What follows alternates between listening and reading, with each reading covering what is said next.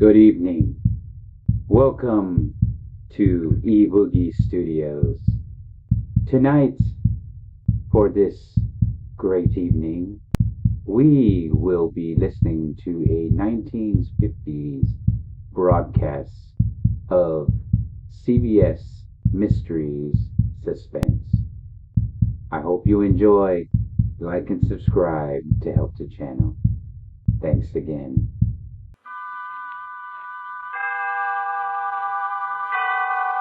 Autolite and its 98,000 dealers bring you Mr. Herbert Marshall in tonight's presentation of Suspense.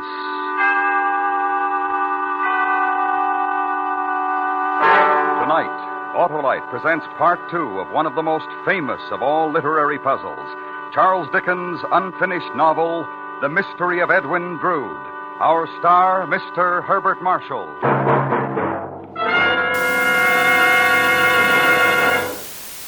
Hello, Senator. How's our legislative leader? Harlow, what's this I hear about you being up for assault and battery? Oh, that's a Stay Full battery, Senator. The Autolite Stay Full. That fit, fine, and famous battery that needs water only 3 times a year in normal car use. Then you're not in trouble. Not with an Autolite Stay Full, Senator. Fiberglass mats protect every positive plate against shedding and flaking to give the Autolite Stay Full battery longer life, as proved by tests conducted according to accepted life cycle standards. And my Autolite battery dealer will substantiate that story, Harlow? He sure will, Senator, and he's the expert who services all makes of batteries. Friends, to quickly locate your nearest Autolite battery dealer, call Western Union by number. That's for operator 25. I'll gladly tell you the name of your nearest Autolite battery dealer, where you can get an Autolite Stay Full. The battery that needs water only 3 times a year in normal car use. And remember, from bumper to tail light, you're always right with Autolite. And now, Autolite presents Charles Dickens' The Mystery of Edwin Drood, starring Mr. Herbert Marshall, hoping once again to keep you in suspense.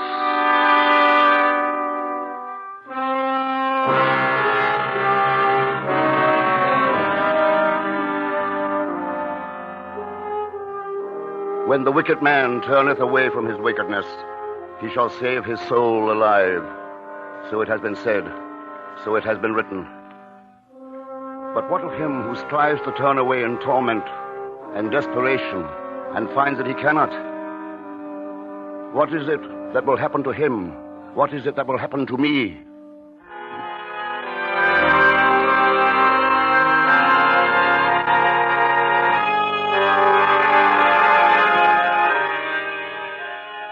It was on a gray Christmas morn that I, John Gasper, instructor in music at Cloisterham College, sought the answers to those questions.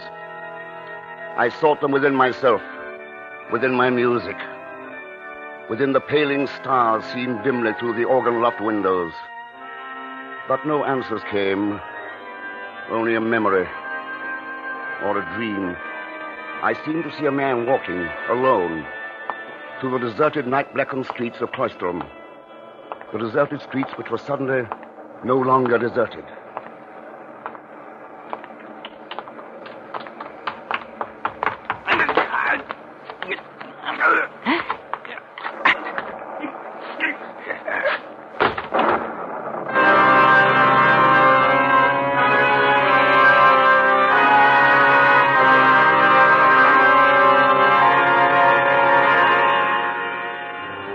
Then the memory was gone. The dream was over. And I was at my gatehouse lodgings looking for him who should have been there, looking for the man I suddenly knew would never be there again. Edwin! Edwin!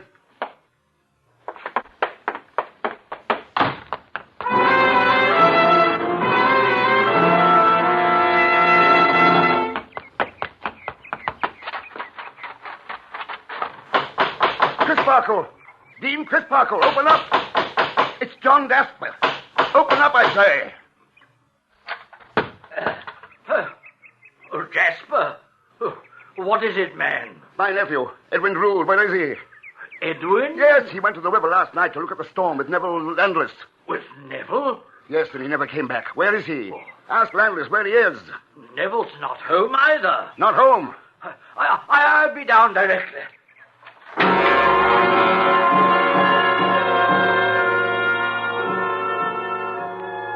As he joined me, the dread realization of what might have transpired was clearly writ upon Dean Crisparkle's face. Hurriedly, he roused a number of cottage servants from their holiday beds, and a search was begun. A search for my missing nephew, Edwin Drood, and for the Dean's missing protege, Neville Landless.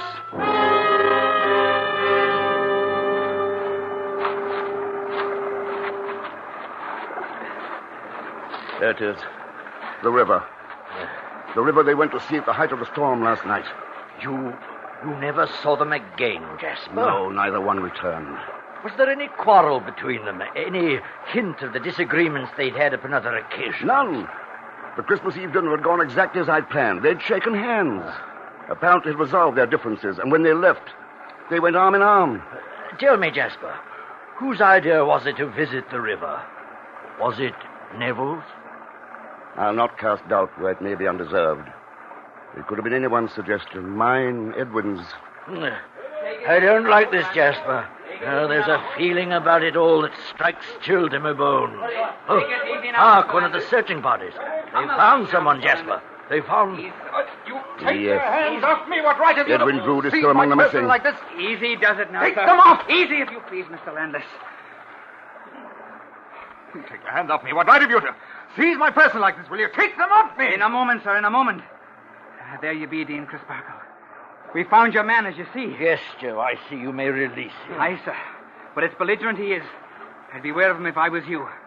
Didn't want to return with us at all, he didn't. What is all this, sir? What is the meaning? I was out for an early morning walk when these blackguards seized me bodily. They forced me to return here and said it was by your orders. As it was, Neville. But why, sir? Surely there's some explanation. Why? Where is my nephew, Landless? Your nephew? Yes, Edwin Drood. Where is he? Why ask me? Why should I know of Drood's whereabouts? Because you were the last person in his company, and he's not to be found. Speak, sir. Where is he? Stay, Jasper. Permit me to question him. Neville, you left Mr. Jasper's residence last night with Edwin Drood? Yes, sir. You went down to the river together? Yes, to see the reaction of the storm upon it. How long did you stay there? Well, it's 10 minutes, more or less. And then? What Drood took leave of me. Did he say where he was going, then? Well, yes, to return to Mr. Jasper's. That was the last you saw of him? The very last. If something's happened to Drood, I most certainly had nothing to do with it. What are those stains upon your jacket, Mr. Landless? Stains? And that walking stick you're carrying, Joe. The same stains are upon it. Aye, so they are. Bloodstains they be, Mr. Jasper. And the stick, to whom does that belong? Why, to Mr. Landless, sir. We took it off him. Had to, the fuss and all he was putting up. Well, of course they're bloodstains.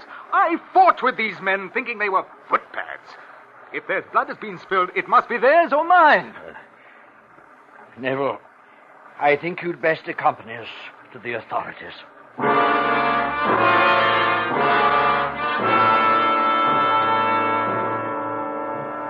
At my suggestion, we repair to the residence of Cloisterham's Lord High Mayor, Mr. Thomas Sapsea.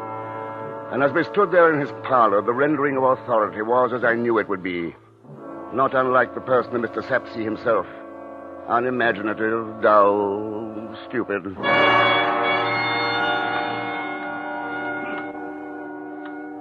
Well, gentlemen, this all seems quite clear to me, quite clear. And I am one who has spared little pain, gentlemen, in training myself to see things clearly. They may be clear to you, sir, but they are far from being so to me. Patience, young man, patience. Justice will be done here, of that you may rest well assured. Yes, well assured. And now, allow me to enumerate the situation. Point number 1. There have been several witnessed quarrels between the two young men in question. The missing Edwin Drood, the here present Neville Landless. The quarrels had been repaired, sir. Mr. Jasper himself bears witness to that. I have stated there was no quarrel or apparent difference at your last meeting, Mr. Landless. Quite so. One meeting without quarrel, several with. The scales are unbalanced, I quote. Particularly, one might say, as the subject or object of those quarrels was the fiancée of Mr. Drood. Surely, Mr. Sapsea, it is not necessary to bring a young lady's name into this. I apologize for the necessity, Mr. Jasper, but it would seem to me that the charming and delightful Miss Rosa is truly at the heart of the matter confronting us. At its heart, yes. In one respect, I am forced to agree with you. There is no doubt that Landis was extremely envious of Edwin's good fortune in being betrothed of Rosa. Yes, as I say, the heart. Now, point number 2. The two gentlemen disappear together into the night. Point number 3, Mr. Drood never appears again. Point 4, Mr. Landless is apprehended upon the heath, obviously fleeing Cloisterham, and is returned only by force. Point 5, unexplained bloodstains are found upon his person and upon the stick he was carrying. I was not fleeing Cloisterham, and the bloodstains are not unexplained. Circumstances indicate otherwise, Mr. Landless. Yes, otherwise. And the taking of a fellow creature's life is to take something that don't belong to you, you know. Taking of a fellow creature? What madness is this? Oh, Mr. Jasper, surely you don't believe that... My interest lies only in the return of my nephew. And if he is never to return, in seeing that justice is rightly done. Yes, precisely what I had in mind, Mr. Jasper. Precisely.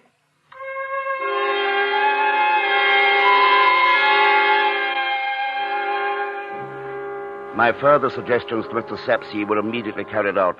Placards were posted, the river dragged. A feverish search began. Days went by, then weeks. And the end result was nothing. No trace of Edwin Drood was ever found.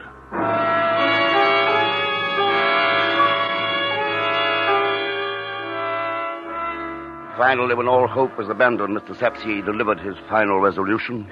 It would appear, gentlemen, that the mystery of Edwin Drood has not as yet been solved. No, not solved. However, certain horrible suspicions as yet remain. In the interests of all concerned, therefore, I make the following suggestion. It is that Mr. Neville Landless remove his presence from the city of Cloisterham, and unless there comes a time when certain horrible suspicions no longer exist, that he remain away from here forever.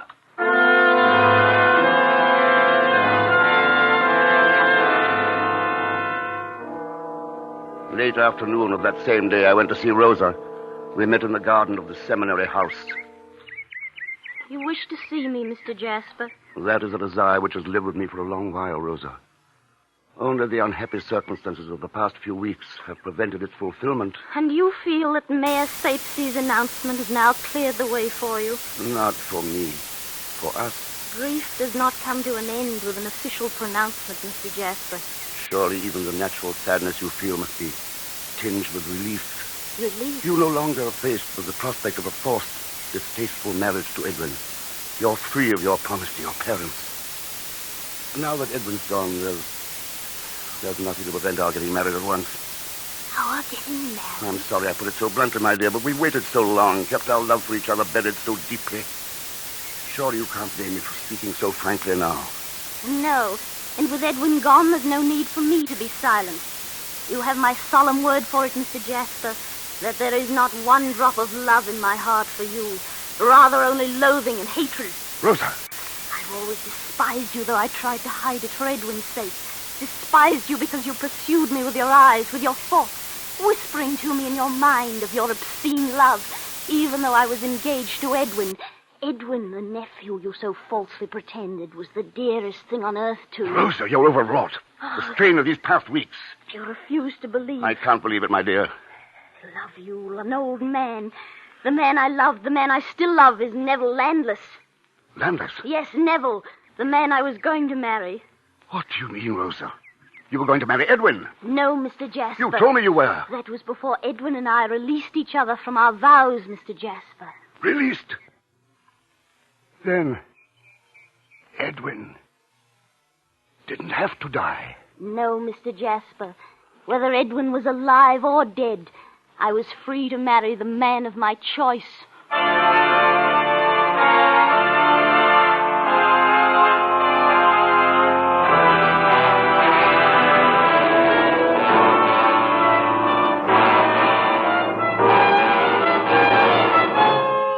Autolite is bringing you Mr. Herbert Marshall in The Mystery of Edwin Drood. Tonight's presentation in radio's outstanding theater of thrills, Suspense.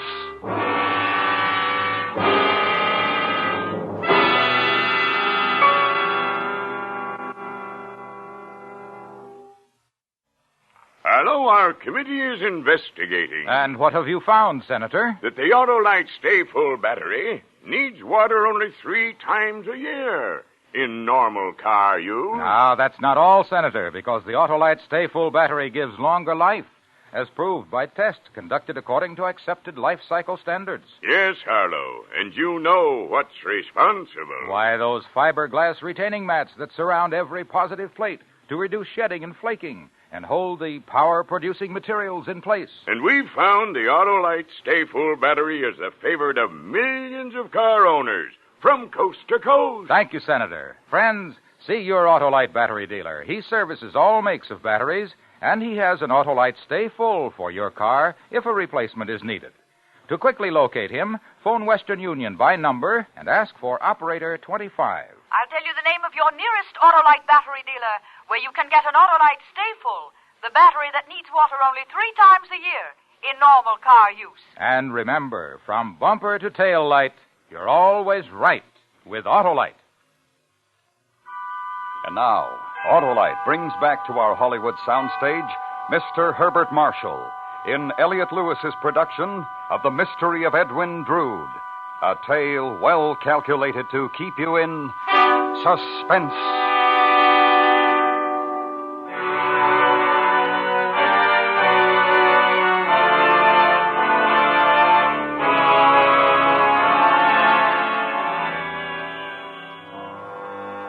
How does one relate the ending of a world, the stunning collapse of all that has meaning, of all that is life? I will not attempt to do so. For everything that can be said was said on that fateful afternoon. And so the story of Edwin Drood was over. Or so I thought.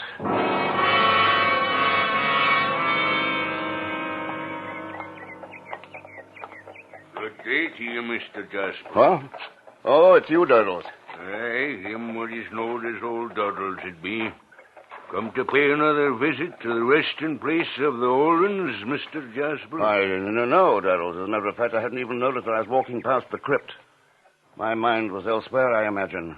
I thought perhaps you might be coming round for another lesson in burying dead bodies, Mr. Jasper. What's meant by that about, Doddles? Well, now, I recalls one night old Doddles gave you a lesson about finding bodies of the old ones, tapped here and there with his hammer he did, pointing out the hollow walls. Remembers, don't you? Oh, yes, I believe I recall something like that. An evening without anything to do, idle curiosity. Aye, could have been, Mr. Jasper. Though it didn't seem as such on last Christmas Eve, it didn't. What about last Christmas Eve? Why, you was down here again, Mr. Jasper, tapping the walls with Doddle's hammer yourself, you was. You're mistaken. I was nowhere near the crypt on Christmas Eve. Perhaps. And I'll wager you had a bottle or two of holiday cheer beneath your belt at the time. Perhaps. Though I would have swore it were you.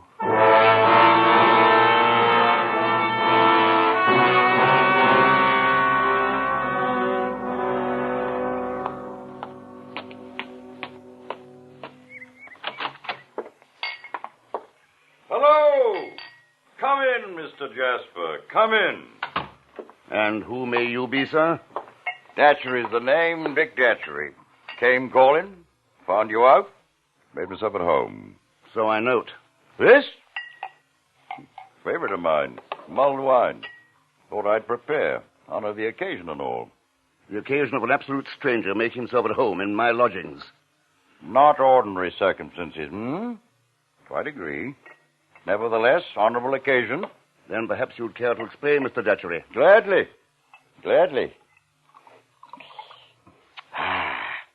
Perfect, sir.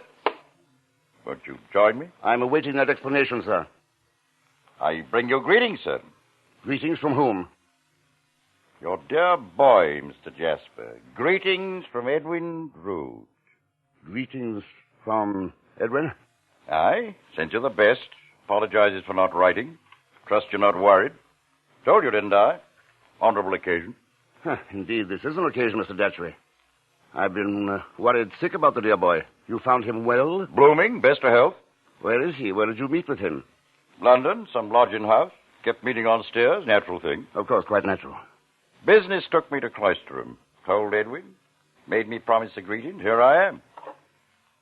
Care to try the wine? Quite good. My apologies, Mr. Datchery. Certainly I would. Toast to Edwin? To Edwin. Perfect. Well, you're on my way now. Duty over. One moment, Mr. Datchery. I must write Edwin and tell him how happy you've made me. What's the dear boy's address? You haven't got it. He moved. Didn't say where. Then there's no more you can tell me about him, where he can be reached? Nothing. I see. Wondering if it's a tall tale, Mr. Jasper? No real greetings? No real Edwin? Surely that's a possibility, Mr. Datchery. Ordinarily, not now. Mementos. Wanted you to have them, to remember him. Duty's fully discharged. I'll be leaving. Good day, Mr. Jasper. Excellent wine.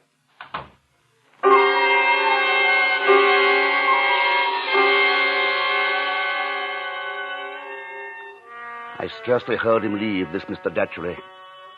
I was staring at the objects he'd placed upon the table. A watch and chain. Edwin's watch and chain. He'd been wearing them the night of the big storm. The last night he'd been seen alive. Mr. Datchery! Mr. Jasper, one moment, please. Good afternoon, Rosa. Oh, have you heard the news, Mr. Jasper? What news, Rosa? It concerns Edwin Drood. Edwin? Yes, he's alive, Mr. Jasper. Edwin's alive. Oh, did you hear me, Mr. Jasper? Did you hear what I said about Edwin? He's alive. That's a rather astounding statement, Rosa. I know. I could scarcely believe it myself, but here. This came to me in the post today from London. It's a letter from Edwin. Oh, isn't it wonderful, Mr. Jasper? We were all so certain that he was dead, that someone had killed him on the night of the storm. And there in your very hand is the proof that he's alive.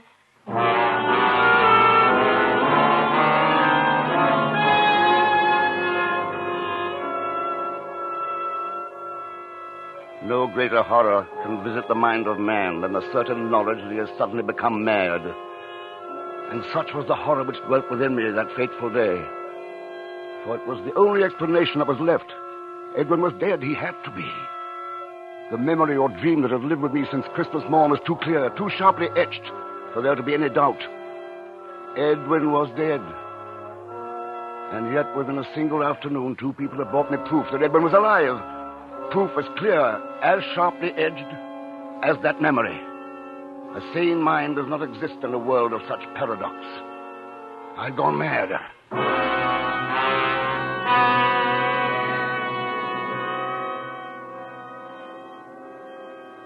Time finds no haven within the dread confines of madness.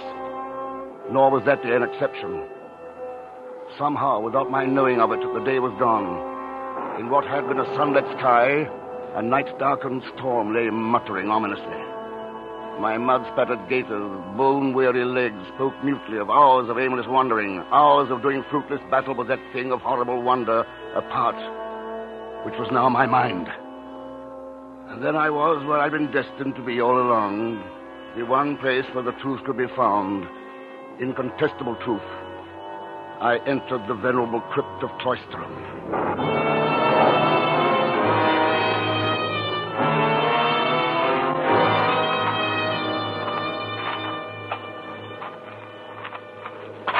Flashes of lightning etched in weird relief the ruined habitations of the dead. Half-standing pillars of stone assumed the attitude of watchful guardians, grinning evilly from their sentry boxes of the night.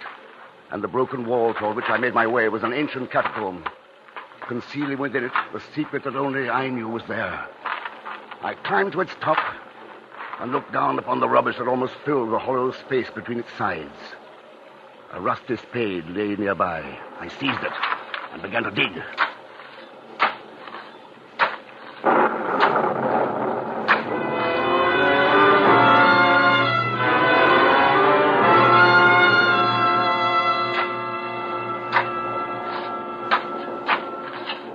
Again, time became meaningless. There was nothing but the feverish labor of uncovering the truth, of finding a rusted watch and chain that would not possibly lie bright and untarnished on my table. of uncovering a skeletonized human hand that was incapable of writing the letter I'd seen. And then the labor, too, became meaningless. There was no watch, no chain, no hand. There was nothing in there but rubble. Looking for something, Mr. Jasper? Landis. I asked you if you were looking for something, Mr. Jasper. What are you doing here? You were ordered to stay away from Cloistrom. I came back, Mr. Jasper. Why? What are you doing here? Same thing that you are, seeking the truth. The truth about what?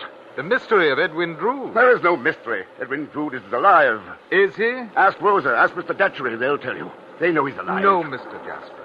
You killed him last Christmas Eve. Edwin Drood is dead. He's not, I tell you. How could he be? If he were dead, why isn't he lying in this grave? The grave in which I... The grave in which you buried him? No. There was no grave, only a dream. It was all a dream. What was the dream, Mr. Jasper? Everything. Following him back to the river, my hands around his throat, hiding his body here in this wall. It was all a dream. Can't you understand? I've been driven out of my mind by a dream. I didn't do it. But you did, Mr. Jasper. You're a fool, analyst. Look for yourself. This grave I prepared for him is empty. He isn't there. No, but he was here until 2 weeks ago. 2 weeks ago? That was when a London detective and I found what was left of him. Actually? Yes. With the help of Durdles and his invaluable hammer, we found Edwin Drood. Found the watch which identified him. You told me just now how you killed him. The watch? And Rosa's letter? Written several years ago, reposted from London. Shall we go now, Mr. Jasper? Go? You took me before the authorities once. Now it's my time to take you. Prospect of the gallows make you happy, Jasper? In a way, Landis. At least I'll go to it, knowing that I wasn't mad.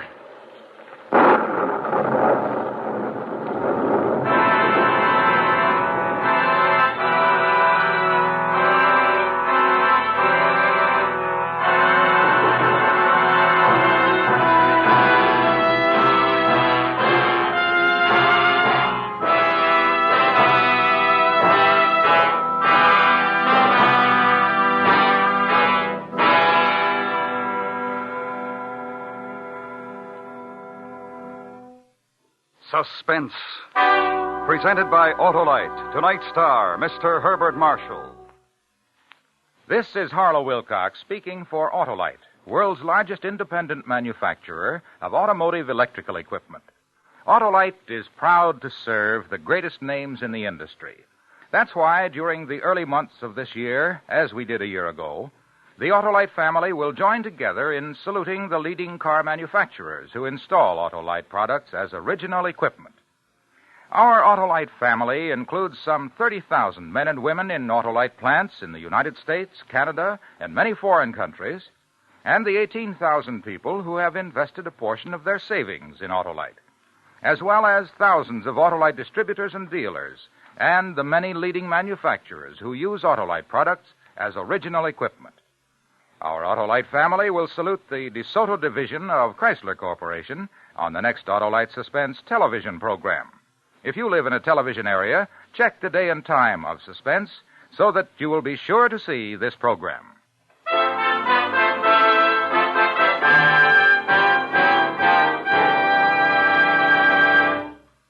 Next week, we recreate an historical puzzle as we attempt to locate a sunken treasure. The story, based on fact, is called Gold of the Adomar. Our star, Mr. John Hodiak. That's next week on Suspense.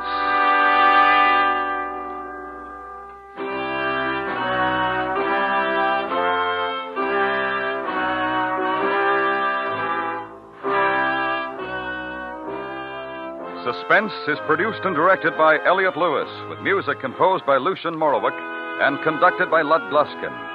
The Mystery of Edwin Drood was adapted from Charles Dickens' unfinished novel by Sidney Marshall. In tonight's story, Ben Wright was heard as Landless. Featured in the cast were Betty Harford, Joseph Kearns, Ramsey Hill, Charles Davis, and William John Stone. And remember, next week, Mr. John Hodiak in Gold of the Adomar.